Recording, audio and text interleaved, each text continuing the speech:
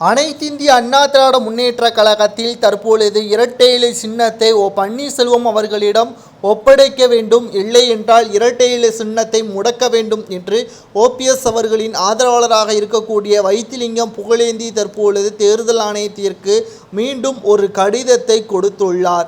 வருகின்ற நாடாளுமன்ற தேர்தலில் இரட்டை இலை சின்னத்தை தடை செய்ய வேண்டும், எடப்பாடி பழனிசாமியின் கையில் செல்லாதவாறு தேர்தல் ஆணையம் முடிவு எடுக்க வேண்டும் என்று தற்பொழுது பன்னீர்செல்வத்தின் ஆதரவாளராக இருக்கக்கூடிய வைத்திலிங்கம் புகழேந்தி அவர்கள் கொடுத்த மனுவின் காரணமாக எடப்பாடி பழனிசாமி தலையில் இடிவிழும் அளவிற்கு தற்பொழுது பூகம்பமாக வெடித்திருக்கிறது இந்த பிரச்சனை.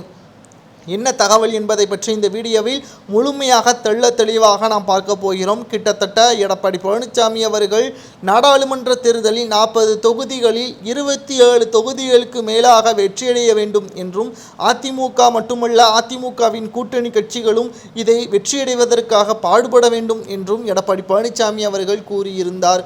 மேலும் ராமநாதபுரத்தில் ஓபிஎஸ் அவர்களை நேரடியாக எதிர்க்க திராணி இல்லாத எடப்பாடி ஓபிஎஸ் என்ற பெயரில் 5 வேட்பாளர்கள் மனு தாக்கல் செய்து அவர்களது மனு தாக்கலும் ஏற்புடைய வைத்துவிட்டார் எடப்பாடி பழனிசாமி அவர்கள். இதனால் எடப்பாடி பழனிசாமி அவர்களது திட்டம் நிச்சயமாக நிறைவேறும் என்றே நாம் கூறலாம். ஏனென்றால் ஓபிஎஸ் என்று சுயேட்சையாக 5 நபர்கள் இருப்பதால் மக்கள் தேர்ந்தெடுப்பதில் மிகவும் கடினமாக இருக்கும் என்றும், யார் எந்த சின்னத்தில் போட்டியிடுகிறார், உண்மையான ஓபிஎஸ் யார், முன்னாள் முதல்வர் யார் என்பது மிகவும் குழப்பம் ஏற்படும்.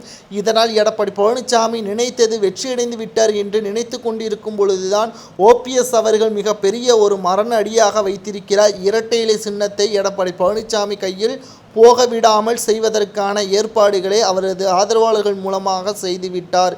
இரட்டை இலை சின்னத்தை எங்களுக்கு ஒதுக்க வேண்டும், இல்லை என்றால் முடக்க வேண்டும் என்பது ஒரே குறிக்கோளாக தேர்தல் ஆணையத்திற்கு கடிதம் ஒன்றையும் அனுப்பியிருக்கிறார். நீதிமன்றத்தில் வழக்கு நிலுவையில் இருக்கக்கூடிய நிலையில் இரட்டை இலை சின்னத்தை எடப்பாடி பழனிசாமி மட்டுமல்ல அவர்களது ஆதரவாளர்களும் வேட்பாளர்களும் பயன்படுத்த முடியாத அளவிற்கு தேர்தல் ஆணையம் உத்தரவுகளை பிறப்பிக்க வேண்டும். அவசர வழக்காக இந்த வழக்கை நீதிமன்றமும் ஏற்றுக்கொள்ள வேண்டும் என்றும் இரு பக்கமும் மனுக்களையும் கொடுத்திருக்கிறார்கள் பன்னீர்செல்வத்தின் ஆதரவாளர்கள்.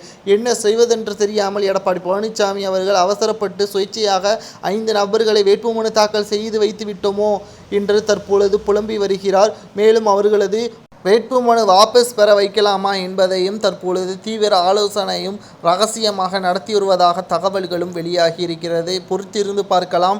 எடப்பாடி பழனிசாமி அவர்கள் நினைத்தது கடைசி நேரத்தில் பறிபோகும் அளவிற்கு ஓபிஎஸ் அவர்கள் தரமான சம்பவத்தை செய்துவிட்டார். நிச்சயமாக ஒன்று பன்னீர்செல்வம் அவர்களது கையில் அதிமுகவின் இரட்டை இலை சின்னம் ஒப்படைக்கப்படும், இல்லை என்றால் முடக்கப்படும்.